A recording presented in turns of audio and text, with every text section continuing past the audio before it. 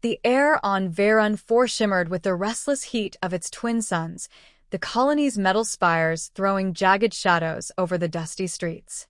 In the marketplace, voices had been lively only an hour ago, but now the silence was sharp enough to cut. The first alarms had driven most settlers into shelters. Raiders had come, drawn to the distant colony's weakness, smelling profit in the scattered lives of miners, farmers, and traders who called this place home. Among the abandoned stalls, a small boy darted, his breath ragged, his pulse loud in his ears.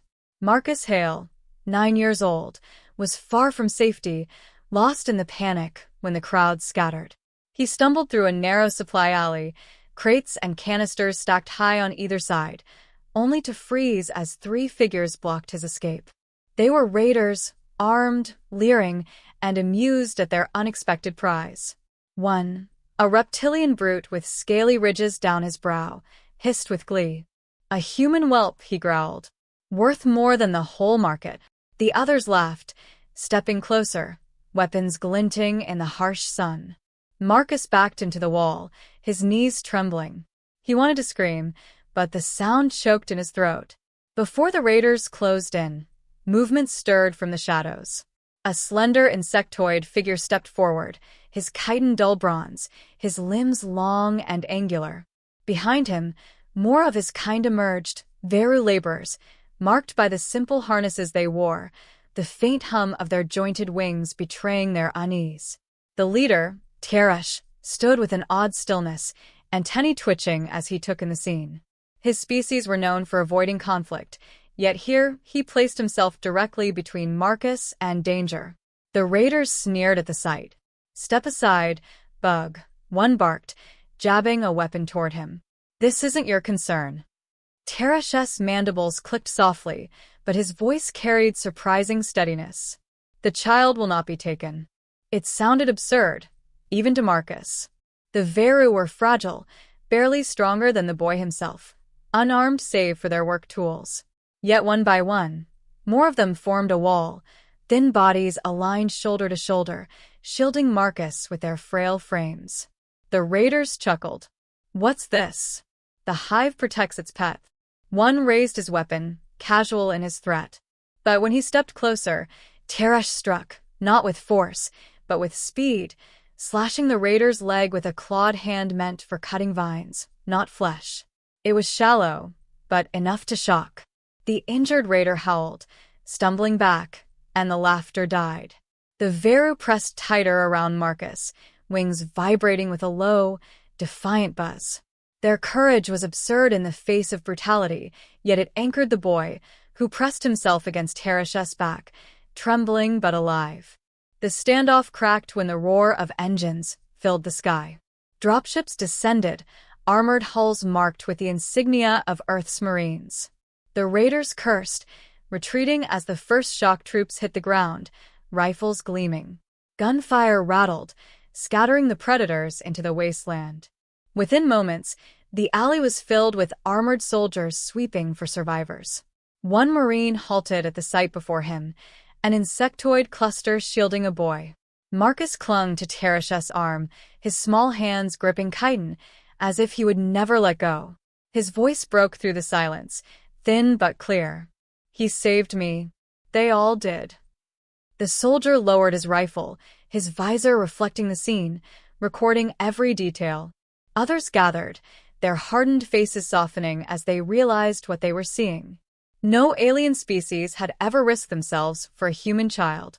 That image, frozen in the soldier's feed, would burn its way across the networks of Earth. In the hours that followed, the colony smoldered under repair crews, but talk was not of damage. It was of the insectoids who had stood in the path of blades. Marcus refused to leave Teresh's side, sitting close as the Veru elder endured questioning from officials. "Why?" one officer demanded. "You had no chance against them. Why shield a child not your own?" Teresh tilted his head, antennae flickering. His answer was simple. Because he was small, and they were many. He did not speak of bravery, nor of loyalty, only instinct. To him it was obvious. To the humans listening it was profound. By nightfall, the The first broadcasts had already spread, clips of insectoid laborers forming their frail shield around a frightened boy. Across Earth's colonies, the footage sparked a storm of debate and emotion. Humans were a species defined by fierce loyalty to their own, by bonds of kin and tribe. To see another species embrace that same instinct directed toward a human child lit something deeper than gratitude. It struck like prophecy. In Geneva, Admiral Jonathan Rhys stood before the United Terran Council, his voice measured but unyielding as he addressed the chamber. "They shielded one of ours," he declared. "From this day forth, we shield all of theirs." His words rippled outward, carried by every channel, recorded in every archive. Soldiers raised fists in assent. Citizens whispered promises to unseen insectoid faces. On Veron 4, Marcus finally let himself sleep, curled beside Teresh, who kept vigil with unblinking patience. The boy's breathing slowed, trust absolute. Above them, the Marines kept watch, but it was clear to all who saw, the true line of defense had already been drawn, not by soldiers, but by fragile wings and thin arms. Humanity would never forget. And somewhere in the dark reaches of space, those who preyed on weakness began to whisper in unease, wondering what storm they had awakened. The council chamber in Geneva had been built for moments of ceremony, its high glass walls casting daylight across polished stone and banners of the United Terran Council. Yet today there was little ceremony, only tension wound tight as steel. The incident on Veron 4 had already flooded every network, every military channel, every civilian feed. The image of an insectoid wall shielding a human child had imprinted itself onto the collective conscience of Earth. Still, policy could not be shaped by emotion alone. Men who had devoted their lives to order, to strategy, now sat to decide whether instinct should guide the fate of nations. General Marcus Duval stood tall at the center podium, his uniform severe, his jaw set in defiance of hesitation. He had watched the recordings dozens of times. He had seen the small figure of Marcus Hale clinging to an alien worker, and he had felt the burn of shame that no soldier had reached him first. Now his voice cut the silence. The Veru shielded one child. That act binds us. If we fail to act, then humanity betrays itself.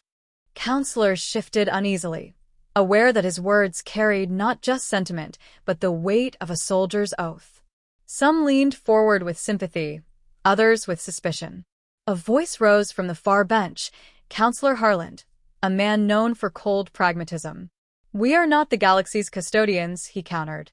"If we extend our shield to every race that shows us kindness, we will find ourselves drowning in wars not our own." Admiral Jonathan Rhys, broad-shouldered and weathered by decades of command, answered without raising his tone. "This is not about sentiment. It is about identity. Humanity protects its own. That child was our own. And now the Veru are tied to us by choice they made with their lives. If we ignore that, we unmake ourselves." His words struck harder than rhetoric. They were conviction crystallized, as undeniable as gravity. The chamber swelled with overlapping voices. Some invoked logistics, pointing to stretched fleets and thinly defended colonies. Others spoke of precedent, of fear that weaker races would manipulate human loyalty for their gain. But through the noise, Duval repeated his refrain with unwavering clarity. "They shielded one. We shield all." When the vote was called, the result was not unanimous but decisive. The Council resolved that Earth would formally extend protection to the Veru species, pledging ships, soldiers, and sanctions against any who sought to harm them. What might have been dismissed as a passing story of heroism became codified law, etched into treaties and military directives. Humanity had declared itself the guardian of a people once thought fragile and inconsequential. The declaration was not confined to council halls. Hours later, Admiral Rhys appeared in a broadcast carried across every channel of the Terran sphere, his figure framed by the stark lines of a command deck. He did not thunder, nor appeal with flowery words. He spoke as though reciting fact. "The Veru shielded one of ours. From this day forward, their safety is bound to ours. Harm them, and you stand against Earth. We will not yield. We will not forget. The statement detonated across the galaxy. On human colonies, cheers erupted, soldiers raising glasses and pledges alike. Families whispered pride into the ears of their children. Yet beyond human borders, the response was fractured. Some species laughed, dismissing humans as melodramatic idealists. Others muttered with dread, recalling old wars and the relentlessness of Terran resolve. A few, those weaker or long preyed upon, gazed toward Earth with newfound hope, daring to imagine themselves shielded one day. Far across the stars, the Galactic Concord assembled in urgent session. Their chamber, filled with 100 languages and dozens of species, boiled with discontent.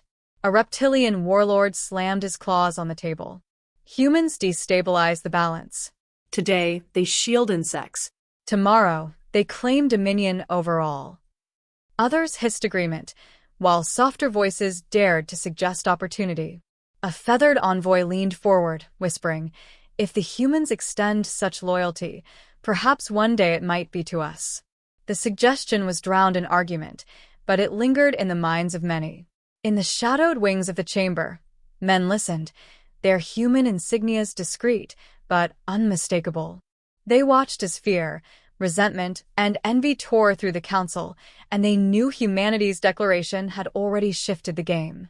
On Veron 4, amidst the smoldering remnants of the raid, Marcus Hale sat with his father in the infirmary.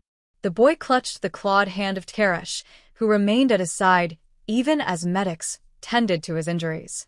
The elder Hale, a miner hardened by years in alien dust, spoke quietly but firmly. "You saved him. That means you saved all of us." Teresh tilted his head, confusion evident in his faceted eyes. "We did what we must." He was small, and they were many. The simplicity of his explanation only deepened the father's respect. To the Veru, there was no grand philosophy, only instinct. Yet to humans, that instinct echoed something sacred. In that room, no council vote was needed. Loyalty had already been forged unbreakable. Above, the night sky split with the trails of human warships arriving to stand guard. Their engines hummed with promise, their weapons silent but ready. Every colonist who looked upward understood the vow had been made real. Earth would not leave the Veru undefended. Elsewhere, raider captains and mercenary bands gathered in dim-lit dens, their laughter sharp with disbelief. Humans waste blood over bugs? Then let them bleed. Yet unease festered behind their bravado. Those who had fought Terrans before remembered how human vengeance spread like wildfire, how once roused, they fought with a fury unmatched. Testing the vow might not be sport but suicide. The galaxy had been warned. But warnings are invitations to the reckless, and even as the ink of Earth's declaration dried, eyes turned toward the insectoid colonies with greed, doubt, or challenge. Humanity's words had been spoken. Soon, they would be measured not by speech, but by steel and blood. The stage was set. The shield had been raised. Somewhere, waiting hands were already reaching to test its strength. The first test came swiftly, as though the galaxy could not resist probing the new line humanity had drawn. Reports drifted in of raids on Veru freighters, isolated colonies cut off from trade, whispers of slavers emboldened by disbelief. Many across the stars assumed the Terran vow was hollow, a performance staged for pride. Yet in orbit above the Veru border, Admiral Jonathan Rhys paced the length of the command deck aboard the Indomitable, every line of his face carved in determination. His words from Geneva had circled the galaxy, but now he knew speeches alone could not hold a shield. The next hours would decide if humanity's promise was more than rhetoric. The alert came at dawn. A convoy of Veru refugees, dozens of unarmed transports, had been ambushed near the Arol Rift by a coalition of slaver warships. The raiders were efficient, herding the transports with disabling fire, boarding crews already preparing chains for captives. Panic poured through the civilian channels, a chorus of insectoid voices calling for help. Within minutes, the Resolute and her escorts broke warp, Captain Elias Monroe at their helm.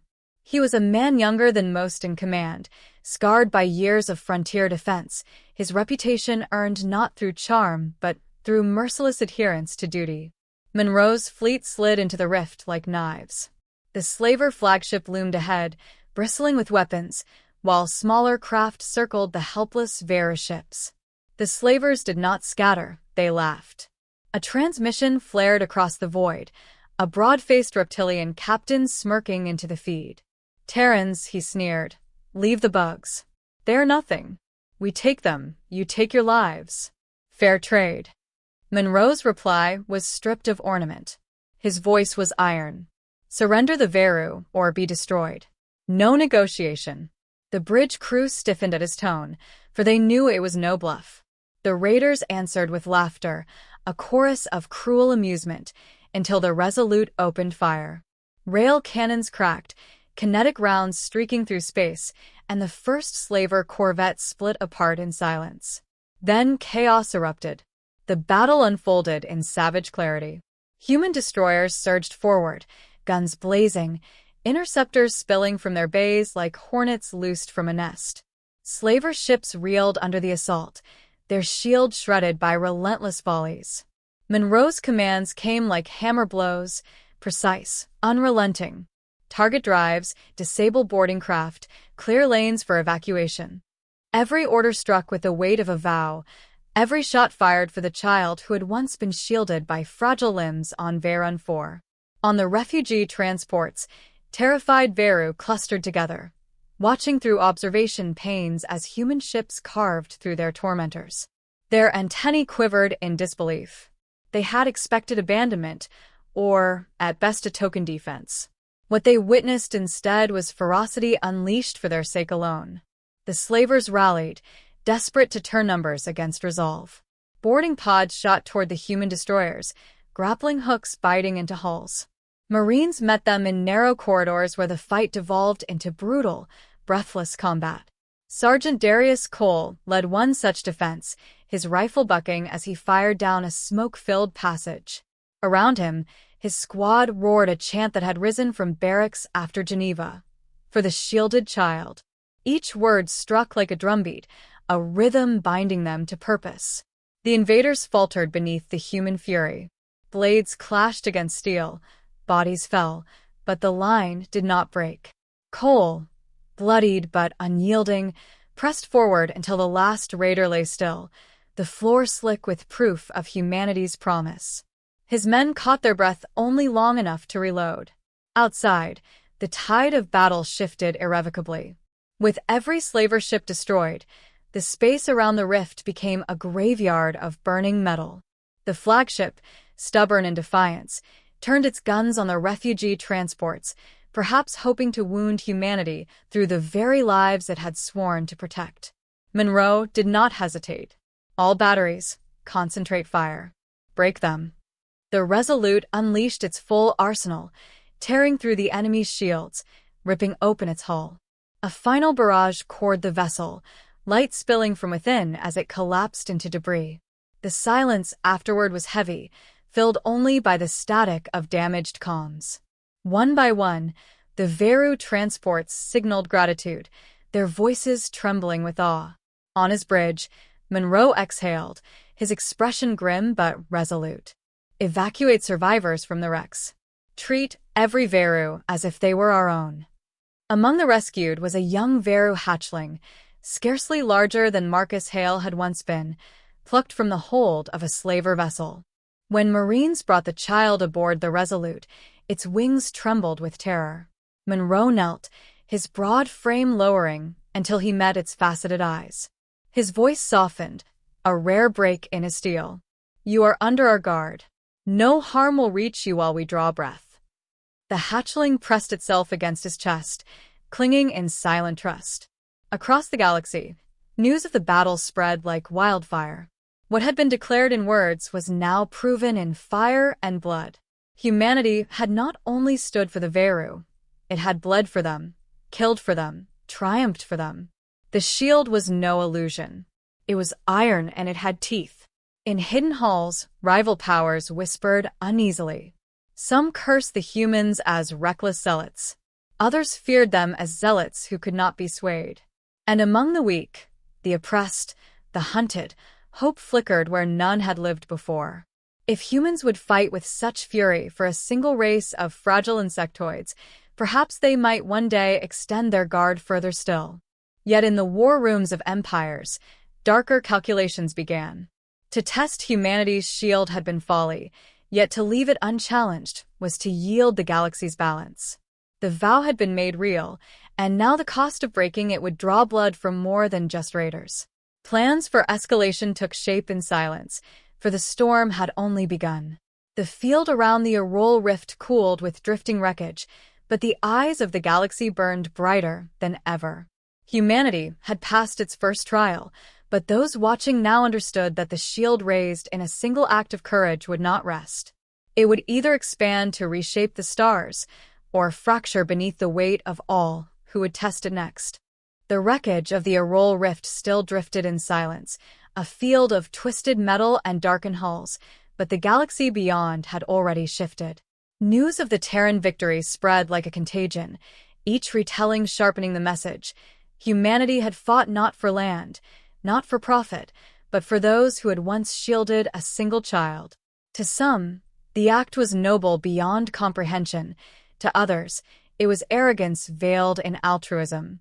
But no one denied that Earth's vow had become something real, something formidable, and something dangerous. Admiral Jonathan Rhys carried the weight of that reality as he stood aboard the Indomitable, his eyes locked on the stars beyond the viewport. His words in Geneva had bound Earth to the Veru, and now his fleets bore the burden of that oath. Every report that crossed his desk told the same story. Veru families resettled under Terran protection, convoys escorted across contested sectors, human marines walking streets where once only insectoid wings had fluttered. The shield was not merely symbolic, it had reshaped lives, and with each passing day, more eyes turned toward it, wondering whether they might stand beneath its arc. Among the Veru, transformation was visible. A people once timid and wary now carried themselves with quiet pride, their trust strengthened by the blood Terrans had spilled on their behalf.